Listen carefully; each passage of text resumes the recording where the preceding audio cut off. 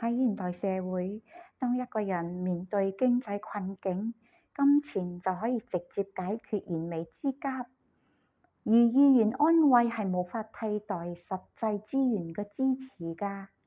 網絡時代嗰啲早安、晚安、飲多啲水呢啲問候語咧，都可能被視為敷衍㗎。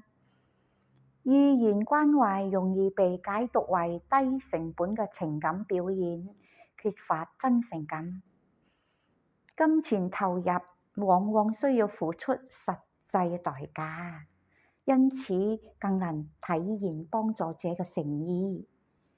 年輕群體可能更注重情感共鳴，但面對經濟壓力時，仍需要實際嘅幫助㗎。中年群體可能更傾向於通過資源互相解決問題，嗰啲語言關懷好容易被視為虛嘅、假嘅。